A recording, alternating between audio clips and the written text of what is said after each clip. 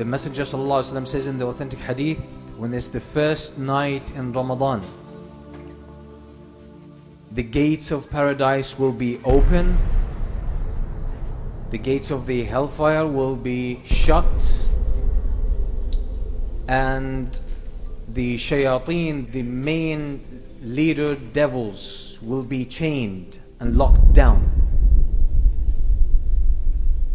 And this is not mere symbolism, this is truth.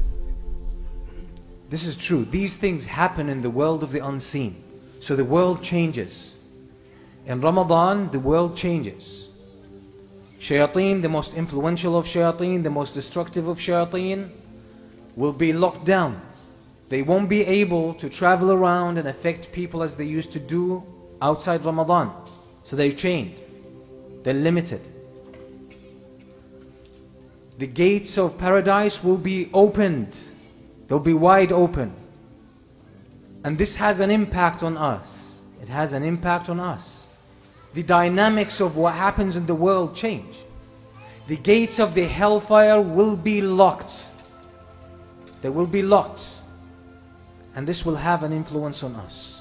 The scholars of Islam are agreed upon a fact that we humans have two natures, two dual natures.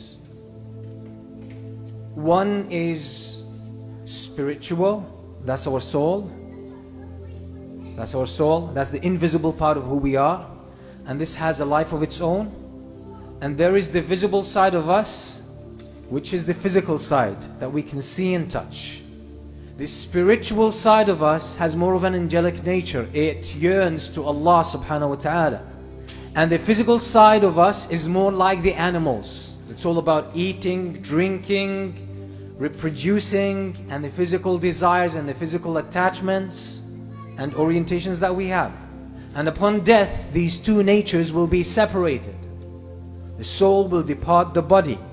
The soul is part of the world of the unseen.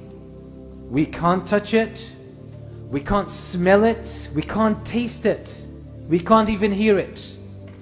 That's the soul, but that's who we really are. حَقِيقَةُ الْمَرْءِ نَفْسُهُ, as the scholars say. The reality of a human being, the essence of a human being is his soul. Because when the soul departs the body turns into a corpse, turns into pieces of flesh and bones that will decompose. It has no life of its own. So the spiritual nature of us is part of the unseen. It feels things that happen in the world of the unseen. So when the gates of paradise are open, this impacts our spiritual nature. This impacts our spiritual nature. When the gates of the hellfire are locked, this impacts our spiritual nature. Some part of us feels that.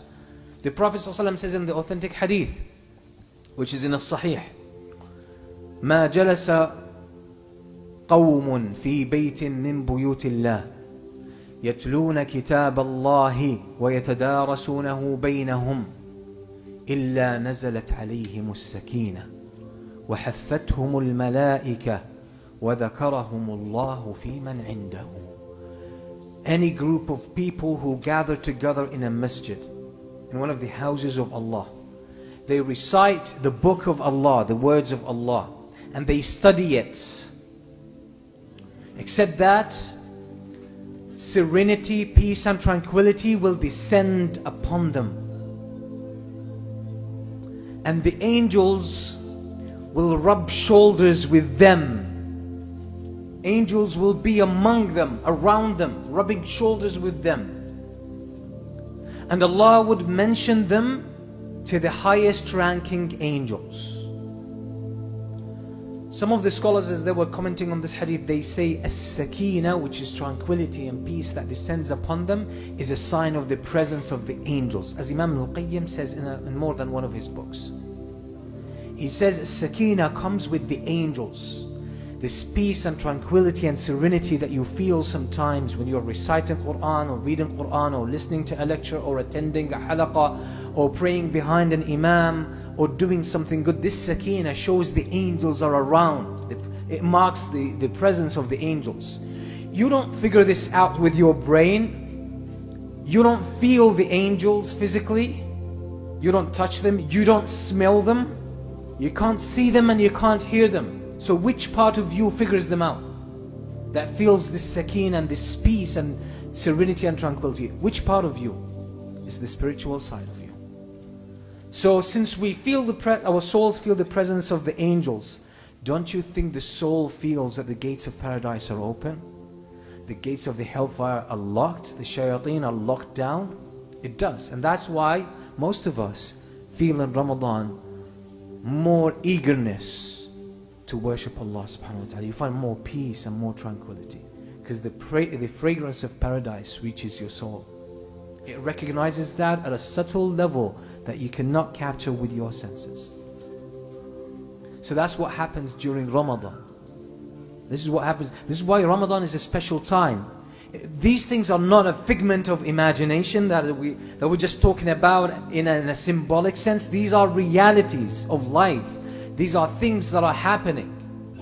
So in the first night of Ramadan, the dynamics of the world change and your soul responds to that. So this is why Ramadan is a point for us to really upgrade our iman, upgrade the level of our taqwa and connection to Allah subhanahu wa ta'ala.